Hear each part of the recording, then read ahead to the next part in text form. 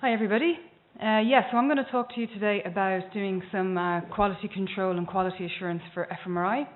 And actually a lot of what I'm going to show you is more about the quality assurance perspective. So like what Pradeep said about trying to have confidence in the data that you're getting to know that it's going to be useful. And I'm going to talk you through some of the procedures that we use at our centre, which maybe are also in use at your centre too, or something similar perhaps. So the overview of the presentation today would be, first of all, to look at QA procedures. So here what we're talking about is mechanisms that we can put in place. As Pradeep said, it's process-oriented. So mechanisms that we can put in place to assess the temporal stability of the scanner platform and the environment. And this is via routine, standardized measurements, so things that you're going to do in exactly the same way on a regular basis. I'm also going to show you what we do on a more routine basis. So when we have people going into the scanner, we want to make sure that in that case, in the in vivo scenario, that the data quality is good. And so we use an online monitoring tool for that. And through both of those aspects, I'm going to cover various different artifacts that tend to cause problems for imaging, and in particular in the context of functional imaging. So this is some hardware effects, and also some things that are specific to actually imaging an individual. If you have questions at any time, please feel free to ask them. So what's the motivation for this? Well, basically the point is that everything can be a potential source of artifacts. So we need to really take care, as we do an experiment, to make sure that we minimize the impact of everything that's in that chain. So that's the scanner itself, the participant you're going to put into the scanner, and then of course the type of imaging that you're doing, and how that might interact. And so we're calling artifacts here anything that's present in the image that should not be, that doesn't actually represent that tissue underneath. And it can come from any different source related to how we're making our measurement. So there's often an interaction with exactly what we're doing for the experiment. So you need to keep that in mind. So I'm going to primarily focus on the hardware today and how we can assure the quality of the data that's coming off the system.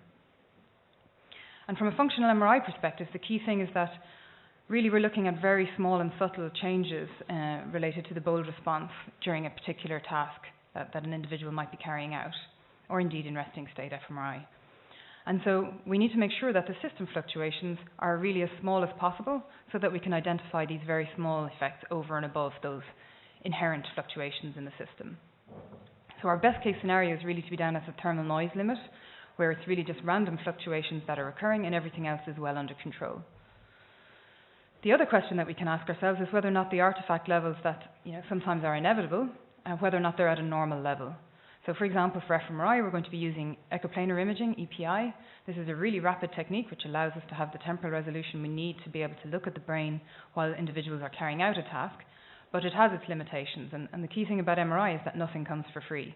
So the speed that we get from EPI brings with it some artifacts. So are those artifacts at a normal level for your system, or is there anything that's going wrong that might be accentuating them? So the way that we approach this at our centre is to use the FBurn analysis procedure. It's described in this paper developed now 13 years ago, or at least before that. This was the report on it, where they'd already deployed it at many sites and gotten quite a bit of data to show the utility of the different measurements that they were incorporating into the procedure. So what I'm going to do is first of all give you a walk through some of the key measurements that are part of that protocol. So of course the first thing you want to do is, like I always say to people at our centre, is look at your data. So you want to make sure that those images actually just look good and look as you would expect. I mean, to be fair, EPI doesn't always look good, but it needs to look at the same level as it should. So you're looking for, are there artifacts visible there? Is there any structured noise? Is there any coil-dependent modulation that is abnormal?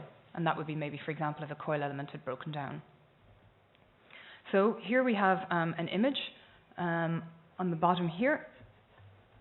This is an image of a FBurn phantom, so called because the procedure for making it was described in that original paper. It's basically a gel phantom that is designed to be uniform because, at the end of the day, you're not interested in what you're imaging from that perspective. You're really interested in it being a stable quantity or a stable object that you can image over time.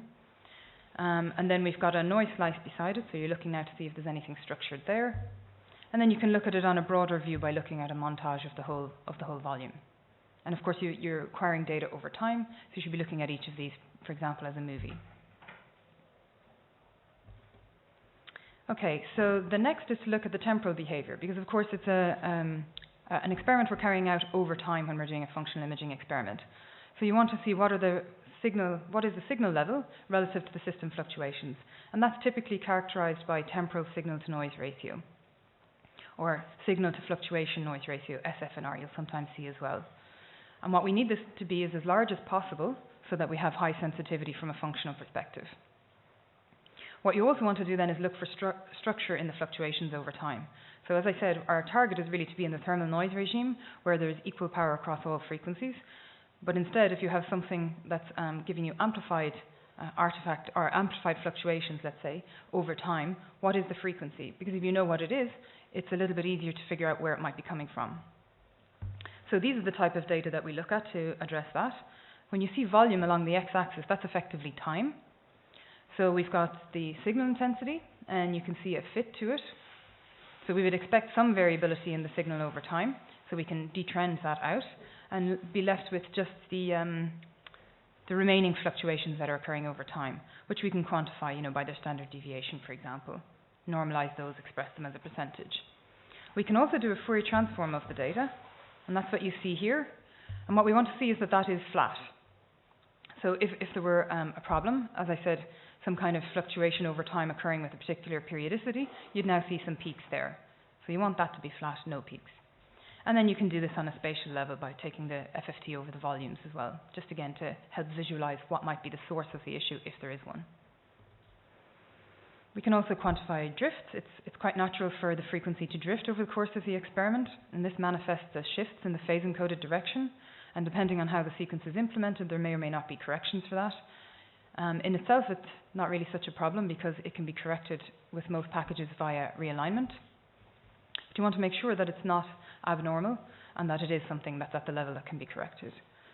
So here's an example of what you might see over the course of an experiment, and I'm showing you two different systems here. And the difference between them is a redesign of the cooling that's being used for the gradient system. And you can see that the drift is really very different across the two systems. You can also have situations where you might have different sources of drift present in the system. And here I show an example where we've got some that have different time constants. So you see this region here, there's a shift in one direction that's very short time scale, so it plateaus early, and so we don't see it after about maybe 50 volumes. Whereas then we go back to seeing the typical rising shift in the opposite direction. So to combat sensitivity to this type of behavior, because it's really dependent on the state of the system, whether or not it's been used before, it would be typical to run a warm-up set of acquisitions so that you're always doing your QA assessment in a very stable state. Another interesting measure is the radius of decorrelation. This is a very sensitive measure. It can have a number of different sources that would make it change. Basically what we're doing there is we're looking at how large an area of the phantom can we be randomly sampling data from and still satisfy the IID assumption. So really what you're doing there is you're quantifying the intervoxel correlation. So this is what it would look like. If you look at the blue line, that's what you would get ideally if you were meeting the IID assumption. But in reality, we get deviations from this, and there can be many different reasons for that. For example, smoothness imparted by the reconstruction. And so that would be perfectly normal. But what you want to know is what is the point at which that's occurring. So what is the extent over which the IID assumption is valid. And so you can project down and identify it. And again, you want that to be a stable number for your system that is sensible. So we can put all of these different measures together in one report. So this is the type of output that we look at routinely. And when I say routinely, this is every week on every system that we have on every coil.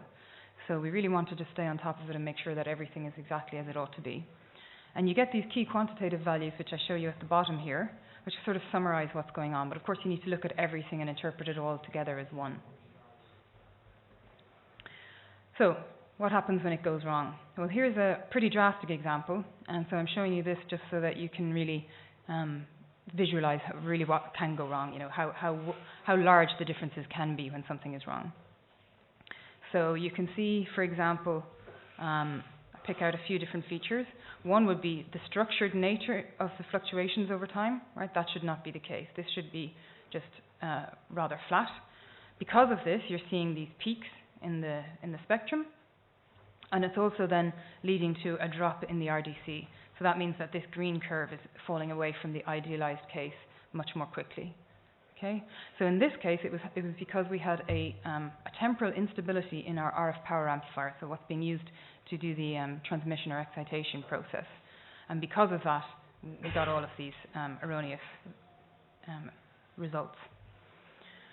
But what's interesting is oftentimes people would maybe look at SNR and TSNR, and really in terms of the numbers that we have here, we're talking about very small signal changes. If you look at the axis here, it's really small. So materially, you don't see a huge difference in the SNR and TSNR. So you have to be careful and look beyond just simple measures like that.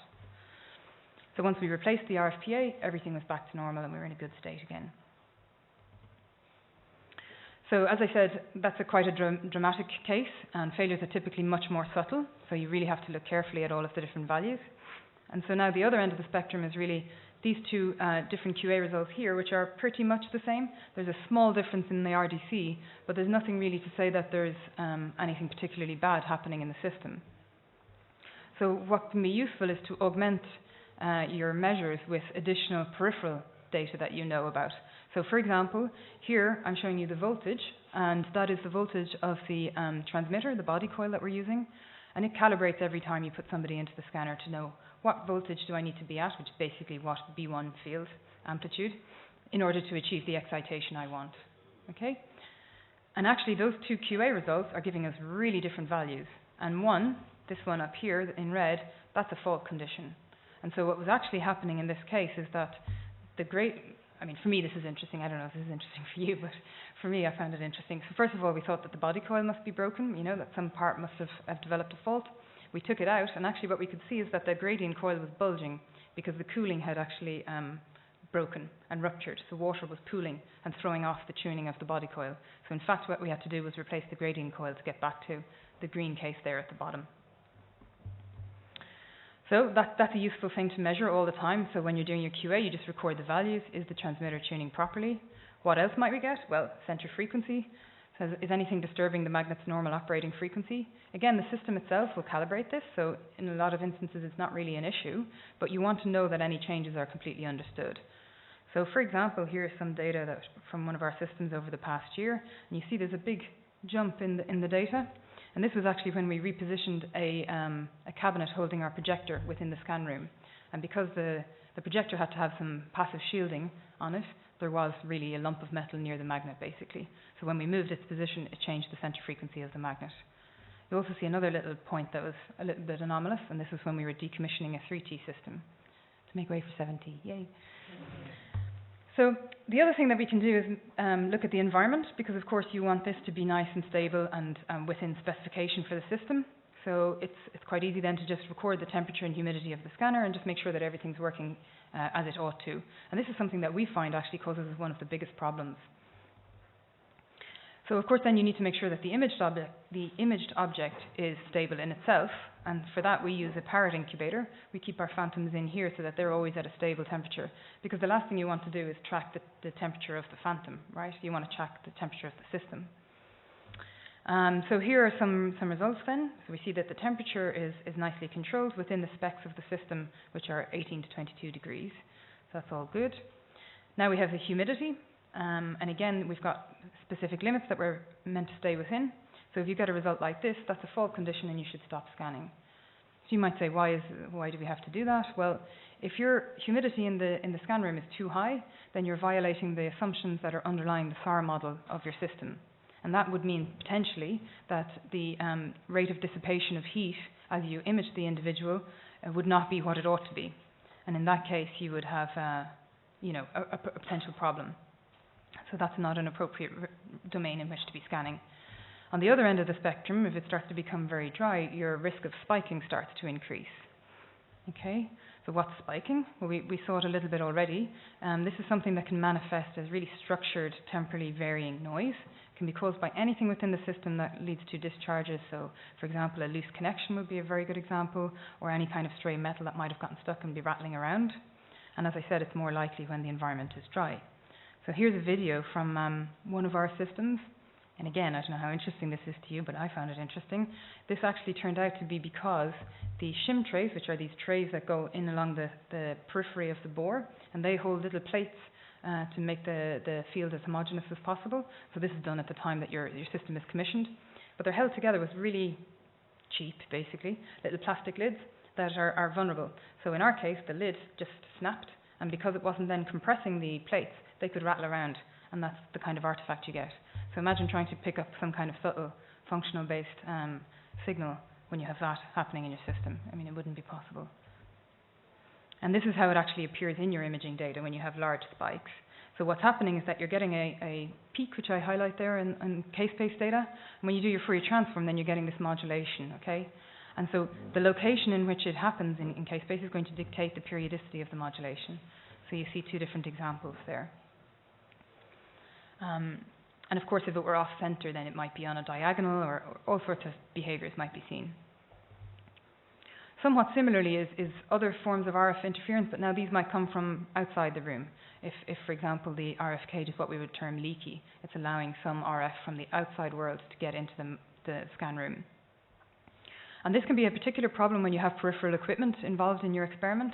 So here's an example from a TDCS fMRI experiment that was being run at our centre, where we saw this case where, if you look at the images on the left, so here this is just a localizer, so yeah, they're not great images or anything, but you see that it's much higher in this case. And this is because, if you look in case space, you see this pattern of very high noise, and then this abrupt change. It's a very strange behaviour. It took us a long time to figure out what was actually causing this. We knew it was related to the TDCS setup because it wasn't present in any other cases, but in fact it turned out to be the TDCS box itself which had developed a fault, which we could find by replacing it out. You can also get then RF interference that is not broadband noise, but really more structured in terms of the frequency content, which leads to these kind of spikings, which are highlighted there and probably easier to see in the profile I have on the right. So that's that kind of QA kind of approach you can take in terms of making sure that the system is behaving, everything is under control, the fluctuations are as absolutely low as possible, and that your system is in a good state. So once you have the confidence that that is the case, then you might say, well, now what can I do on a more routine basis for when I'm scanning my individuals to make sure that I'm also in a good setup there. And that's where online QA comes in. So what we do at our centre is we have a setup like you see on the right. So this is basically just taking the data that are being acquired and doing some very basic analyses on these in real time. So you saw at the start there was quite a lot of fluctuation and difference. Of course, this is just because the person has been put into the scanner, and so there's a degree of stabilization where you see lots of changes. But what we have here is basically the image volume at that moment. Here it is again, but windowed down so we can look in the noise and see if there's any artifact present, if there's anything in the background. Here you see the difference from one volume to another. And down here you see something over a larger temporal window, where we're basically downweighting volumes from the past, but it has basically like a difference over a longer time scale. And then we can look at a summary measure of the signal amplitude and the histogram. And so this isn't our typical data quality, just to be very clear. This is really putting somebody in and asking them to actually speak, to make a jerky movement, things like this, just so that we could show and demonstrate what it is that we could pick up with this type of a system. We use Gadgetron, which is an open source imagery construction framework to implement this, which is really helpful for making it work in real time, even if you have high density arrays, because you're dealing with a lot of data at that point. And so what is one of the most common sources of artifacts? Well, it's motion, and that is a big problem that needs to be addressed. So if you have a system like this in place, you can just keep a good eye on it, on the participant, and make sure that they aren't moving excessively. And if they are, you can stop your experiment right before you end up having to do the QC afterwards. Talk to them again, explain to them that they need to stay still, and see if they can actually manage to do that, or if you're going to get reasonable data for your experiment. And you need to, of course, consider then how it's going to interact with the particular acquisition approach that you're adopting. So if it's 2D EPI, which is the most common approach for acquiring data, you need to think about, how are you getting your slices? Are they interleaved, or are you doing an ascending or descending slice order? So the motion is present here So it's just rather a brief spin history effect that is manifesting when you're doing ascending or descending. But when you do interleaved, it can be much more distributed, the effect. So we always use ascending at our center. But if you're doing something like 3D EPI, a less commonly used approach, you need to really think about how it's happening, because that motion is occurring now in k-space. And so at the top here you see a high speed and overall motion case, but the error with respect to a reference isn't so bad. Whereas here the speed is and overall motion is much lower, but the artifact is really very large. And this is because it depends on when during the acquisition of that volume the motion is actually occurring. If it happens in the center of k-space where there's a lot of impact, it's going to really damage the data. Whereas if it happens on the periphery, it is much more subtle in terms of the impact. So as I kind of mentioned already, coaching the participants is really one of the best things that you can do. Try to restrict the motion, ensure that they can't have too much room to move around in while still being comfortable. And actually being comfortable is really important because it makes them less likely to move. And of course, there are different approaches for correction. Prospective motion correction, for example, via tracking, which we'll hear more about later, I think. And then retrospective, for example, some form of realignment. But for accelerated techniques, you also need to consider what the impact on the reference data is going to be. So you need to use some approach to unfolding that data, and that can be extremely sensitive to motion. So if we consider intervolume motion, as I said, you can generally get good compensation via realignment. But if you're going to have an interaction with how the data are unfolded, this will be a problem. So, for example, 3D EPI is an approach that can be accelerated. Multiband is exactly the same, SMS, simultaneous multi-slice. So basically you need to have some information to be able to help you to unfold the alias data, and if that is no longer applicable because the person has moved, or if they moved during the acquisition of that data, which is really problematic, then you'll have errors. And these are highlighted in red here, actually coming from the movement of the eye, so you have a lot of variability and it's hard to estimate the sensitivities there. But if you use a more robust approach that can extrapolate and account for motion, you can do better. So another source of artifact that's already been touched on, but that's really important and is something that you can make decisions about at the time of acquisition, is susceptibility. So here we see two different slices, one quite superior where really the magnetic field is quite homogeneous, and one more inferiorly where you've got a lot of susceptibility differences due to air cavities and so on, bone and all the rest of it, and that leads to a much more distorted magnetic field in response to the field. So the precessional frequency depends on the magnetic field, okay? And then there's going to be a phase accumulation depending on the precessional frequency. And this phase accumulation can lead to apparent drifts, right? Because this is happening in k-space, which can lead to distortions, and it can also lead to dropout if the signal effectively cancels much more rapidly. So what could you do about that? You need to minimize the susceptibility gradient, which is the red arrow in these schematics. So on the left, we see one where the gradient, if you think about this projecting onto these orthogonal axes, so it's quite large in plane and through plane. But now we can use things like angulating the slice, so that's rotating it around a little. And we can also use something called Z-shimming, which is applying a gradient to compensate. And then you can, with the angulation, end up with a smaller gradient in the in-plane direction, in the phase-encoded direction, a larger one through plane, which can then be compensated for by Z-shimming. So, of course, this is something that has to be done at the time of acquisition, needs to be done consistently for your group. But you can do it in a sort of an automated sense. So previously we've had to acquire lots of empirical data to try and determine what the optimum might be. But a recent paper by Stefan Wolf has shown how to basically simulate this and look at the impact by incorporating lots of field mapping data from your individuals. Just another kind of atypical source that we came across at our centre. On the left here you see typical TSNR kind of for the acquisition that we were using, but on the right you see a really significant loss. You see here in this frontal region, and I'm not going to try and guess what the source is, because there's lots of things that could have done this. But in this case it was because the person didn't take off their mascara. So you should always take off your makeup before entering the scanner, but I bet you wouldn't expect that it would have such a large impact, and it really does.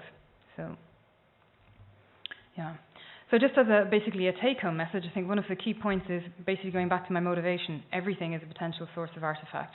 So you really need to look at all of those different aspects of your imaging sequence, if you like, and make sure that you're minimizing the sources from each of those different aspects.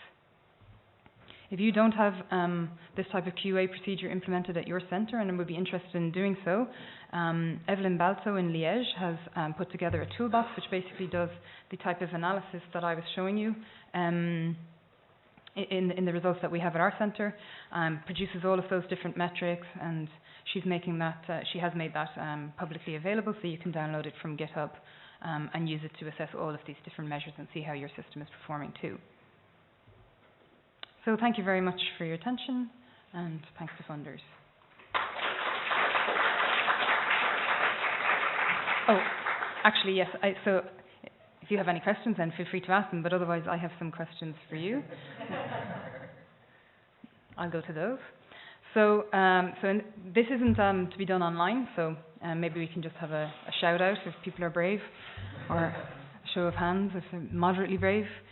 So the question is, which instability would cause a decrease in the radius of decorrelation measure? Is it 1, an instability in the RF amplifier, 2, a broken receiver coil element, or 3, an increase in broadband noise level?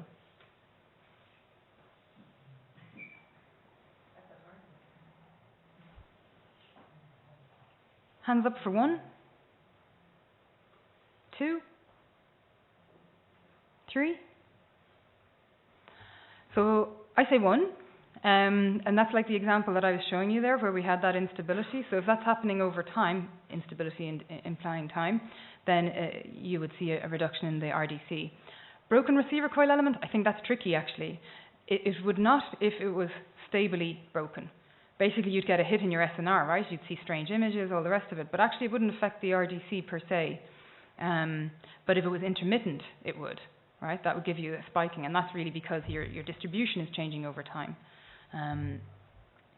The increase in broadband noise level, well, I mean, really it's noise that we want to have, and that would actually mask any of the correlations that were existing spatially, and so it wouldn't change the RDC, wouldn't decrease the RDC. Okay, so then which protocol settings can be changed to reduce the effect of inherent susceptibility-related gradients on EPI? Receiver coil, slice angulation, repetition time. So hands up for receiver coil. For slice angulation, yay. Repetition time, no one's going to say it now, of course, right? Yes, slice angulation. Okay, so then last question is, when is spiking more likely to occur? When humidity is high, low, or always equally the same? So hands up for high, hands up for low. Hey. Always equally likely? Okay, great. Yep. I have 3 questions you can choose to answer. Okay, I'll answer the easy one, yeah. How do you measure your environmental? Do you do it with scanner monitors, or do you have a tile scale that's either inside the room or in your HVAC system from your air outputs? I'll answer that. I'm not very good at remembering things, sorry. Yeah, so we do it independently of the scanner, so that it's a really independent measure. It's coming from sensors inside the room that are either relayed onto the BMS display in the room, or we would have one just inside the window where we don't. If we don't have the display on one of our systems, we didn't have a display there, so we just used one inside that we could see through the window. Okay. 2 is, can you speak a little bit about the practical procedure of doing this kind of frequency measurement? Like, do temperature control your fans, or can you talk about how you do that? Yeah, so it's really basic. It's just the standard calibration that's done on the scanner. So there's nothing else to it. No, yeah, but we do try and maintain the temperature of the phantom in those parrot incubators, if you saw that. So just to keep the phantom as steady as possible, so that it's really reflecting the scanner. And the third is, this is fantastic for the DP QA, it's really great. For a daily QA, is there anything you do? Like, do you do like the standard scanner coil check when your technologists or your users warm up, or do you something like a 5 to 10 minute QA every day? No, we don't do it on a daily basis. So once a week on all systems and all coils to make sure that everything is okay. We do warm up every day to make sure that the scanner is in a stable state before anybody starts scanning. And then we do the online QA, which is really, I mean, it's going to be variable, right? Because it's not quantitative in that sense. But the online QA with the individual in the magnet. And is your warm up just like a couple runs of EPI? Yes, exactly. Yep. Sorry, yeah. Online or the gadget from Mm-hmm. toolbox?